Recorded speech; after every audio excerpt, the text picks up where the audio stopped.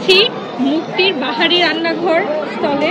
এখানে দেখা যাচ্ছে বাংলাদেশি আচার, ঘরে তৈরি হোমমেড আচার, সাথে আছে নানান ধরনের দেশি নাস্তা। সামনে আছে আমাদের মুক্তি বাহারি রান্নাঘরের ওনার মুক্তি আপু। আসসালামু আলাইকুম আপু, কেমন আছেন? ওয়ালাইকুম আসসালাম, ভালো আছি। আপনার আজকের এই বৈশাখী মেলা উপলক্ষে কেমন অনুভূতি হচ্ছে? খুবই ভালো লাগছে, মনে হচ্ছে যে নিজের দেশের একটা উৎসব আমরা এখানে অনুভব করতে পারলাম।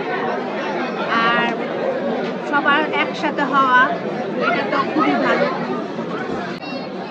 দেশবাসীর উদ্দেশ্যে একটাই বলা, যাতে সবাই সুখে শান্তিতে থাকে, কোনো রকম একজনের সাথে আরেকজনের সাথে যদি না ঝগড়াঝাটি এরকম লিপ্ত না হয়, সবাই শান্তিতে থাকুক এই আশা করি। অনেক অনেক ধন্যবাদ আপু আপনাকে।